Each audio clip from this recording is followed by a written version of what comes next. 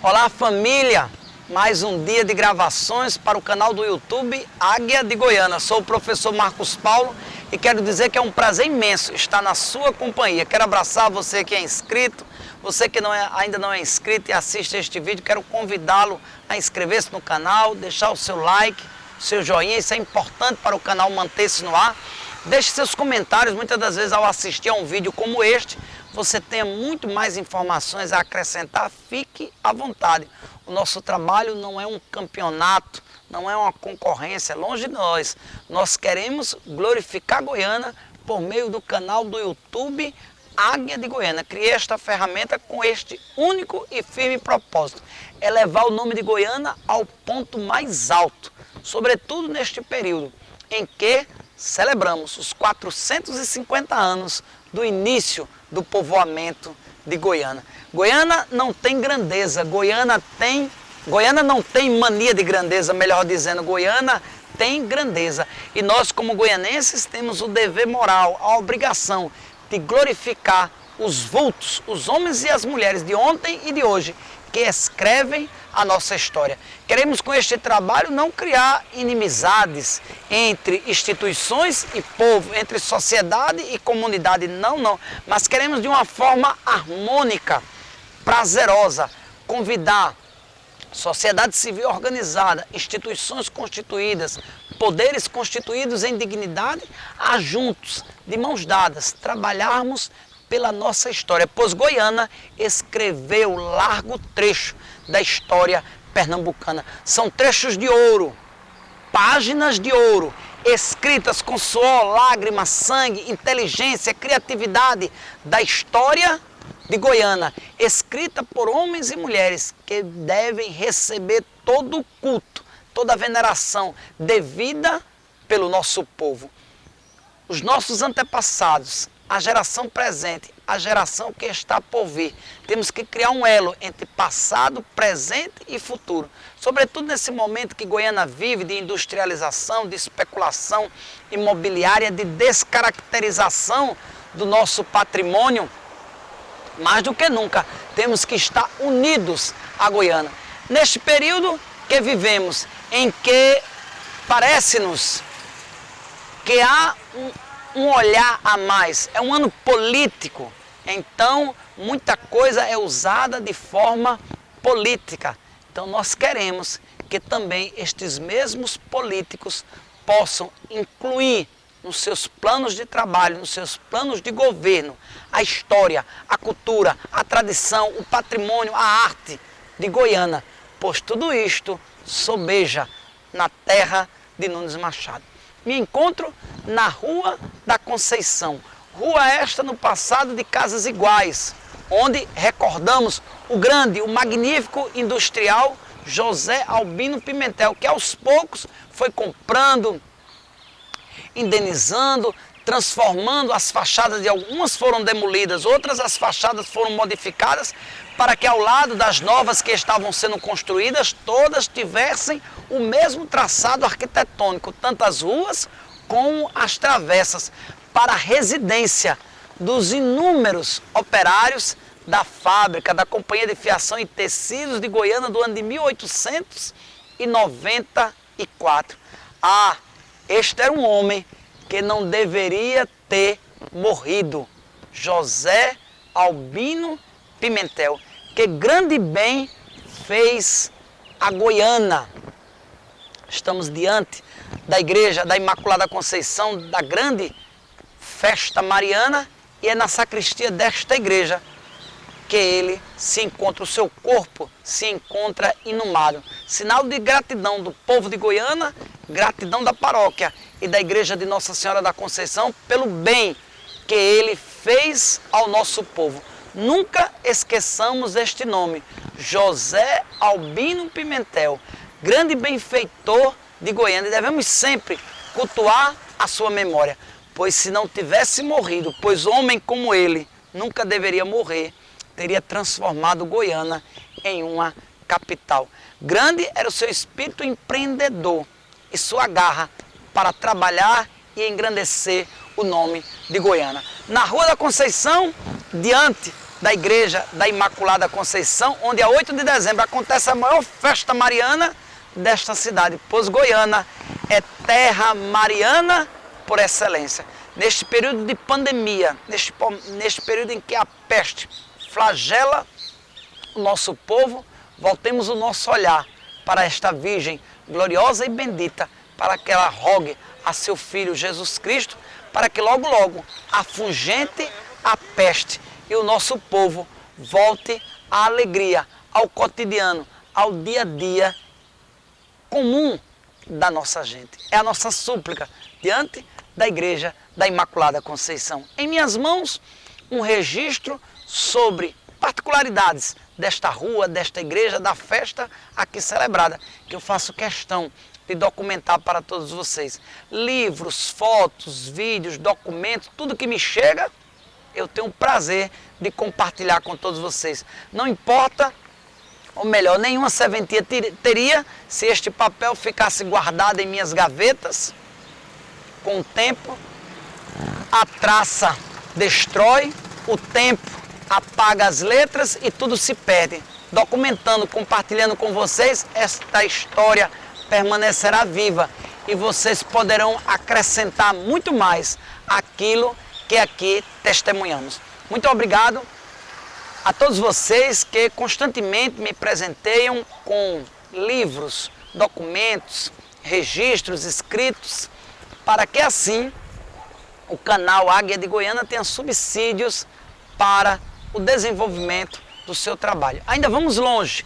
Logo, logo, este trabalho será de grande valia e utilidade para a salvaguarda do nosso patrimônio, da nossa história, da nossa cultura.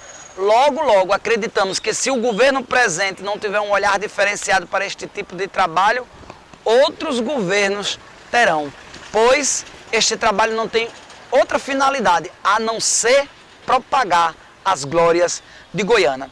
Em minhas mãos, depois desta introdução tão longa, um trabalho do Colégio Manuel Borba, feito em 3 de junho de 1969, pelos seguintes alunos. Acredito que a leitura dos seus nomes seja esta, porque cada um escreveu de próprio punho e às vezes nós temos uma dificuldade de entender a letra de outras pessoas. Por exemplo, a minha, quando eu escrevo, é bem difícil a leitura. Mas a equipe é constituída por Alda Maria Gomes de Mendonça, ela na chamada, acredito que o número 2. Risalva Isabel Ferreira de Oliveira, número 23 na chamada. Valmísia Gonçalves Rocha, número 26. E Gitânia Maria França de Umbrantes. Acredito que seja esta a pronúncia do seu sobrenome. Ela era número 14. E esta equipe fez o seguinte e pitoresco trabalho. Prestemos atenção. A atual Rua da Conceição não está muito modificada, pois o lado direito de quem sai da igreja sempre foi mais organizado que o esquerdo. As casas possuíam biqueiras, as antigas casas. Tinham as calçadas altas e baixas. As casas não tinham alinhamento. Eram umas na frente das outras. Eram umas na frente e outras atrás.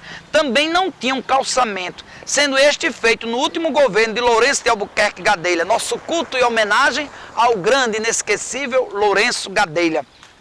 Por este motivo, no dia da festa, a rua era totalmente aguada com carroça de água e depois espalhavam um capim chamado junco e eucalipto para forrar a rua.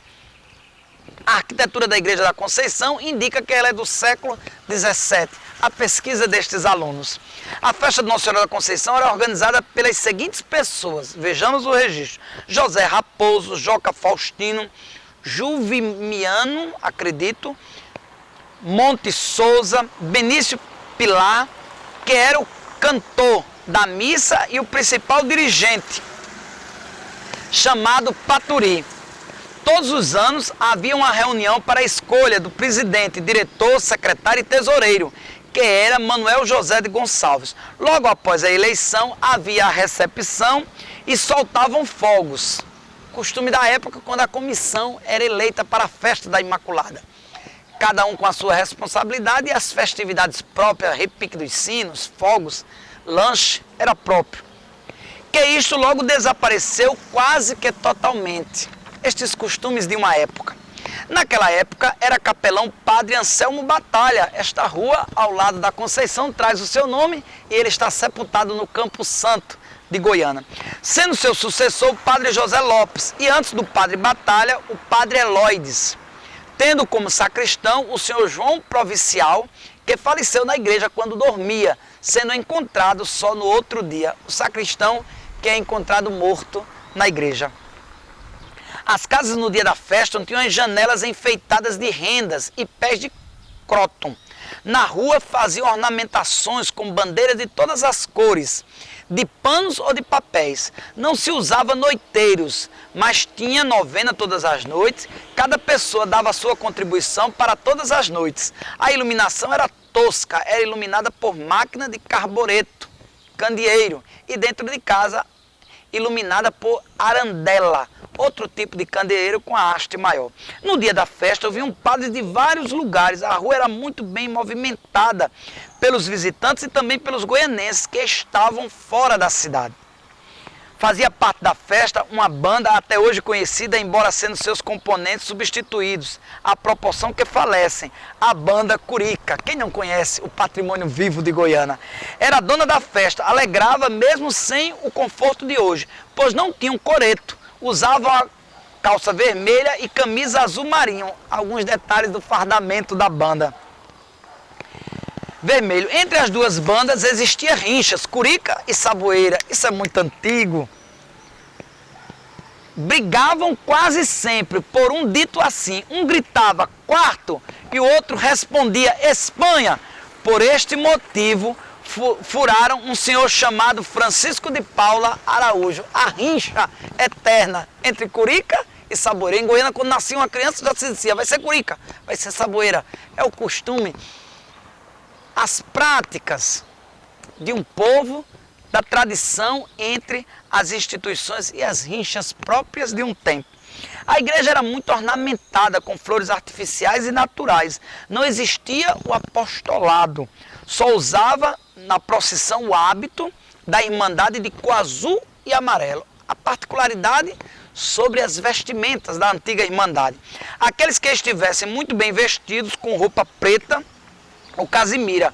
O carro da santa era bem arrumado, com lindas flores, perfumada. Colocavam 4 meninas vestidas de anjo, que era de hábito roxo, com saias bem arrumadas, as 2 asas brancas e um capacete prateado na cabeça.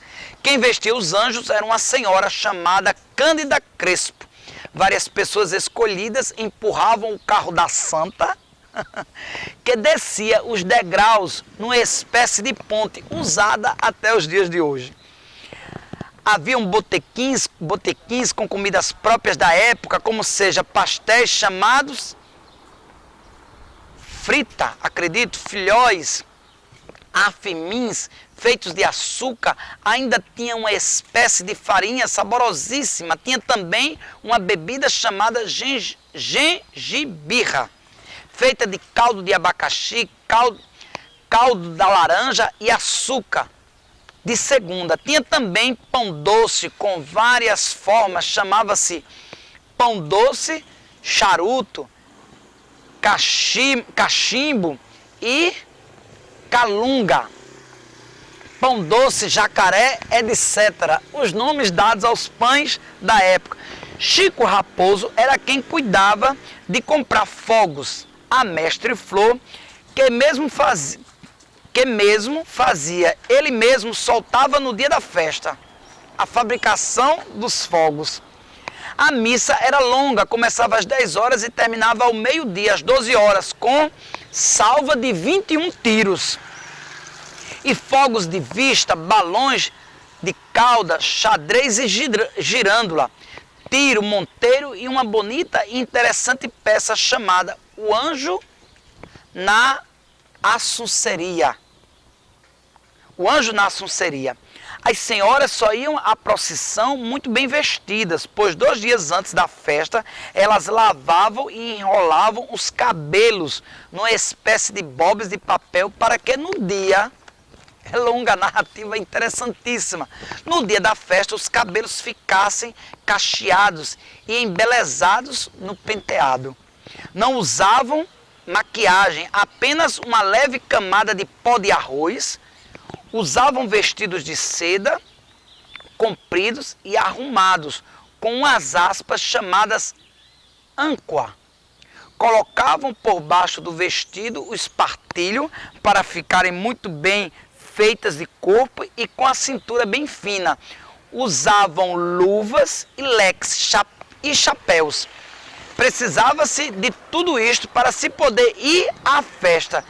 Quem não estivesse bem trajado ia para as casas dos parentes ou conhecidos que moravam na Rua da Conceição para ver a procissão, que saía às 4 horas, às 16 horas, e daí começavam as festividades animadas com a presença da banda Curica, da alta sociedade e também dos olhares dos pobres, que olhavam só da janela, dos parentes, amigos e conhecidos. Que relíquia, que preciosidade este trabalho de 1969 sobre as particularidades de Goiânia, sobretudo da Rua da Conceição, da igreja e da festa da Imaculada.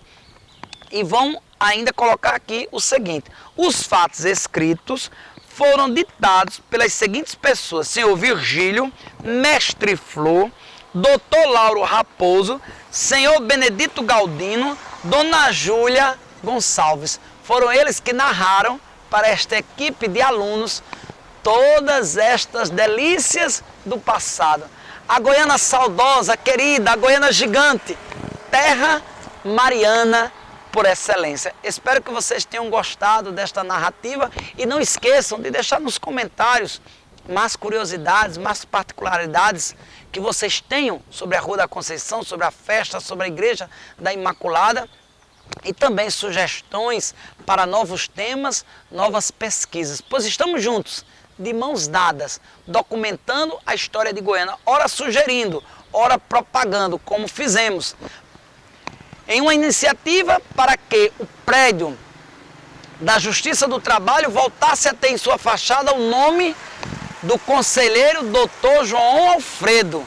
Noutro pleito, solicitando que o busto do grande goianense, Dr. Joaquim Nunes Machado, da Rua do Giló, pudesse ser transladado para o novo fórum, onde hoje se encontra. Estamos a espalhar sementes, a sugerir, a juntar pessoas de boa vontade para trabalhar pela história, para propagar as glórias desta terra de gigante. Receba o nosso abraço, o nosso carinho, estamos juntos e ainda vamos muito longe, pois o Deus que inspirou este trabalho é Ele que nos protege pelas mãos imaculadas de Maria Santíssima. Um grande abraço, continuemos glorificando Pernambuco, que a sua história, a história de Goiânia, engrandece o Brasil e nos deixa orgulhosos por demais. Receba o nosso abraço de Ravel Monteiro, que nos ajuda neste trabalho, e meu também, o professor Marcos Paulo. Estamos juntos,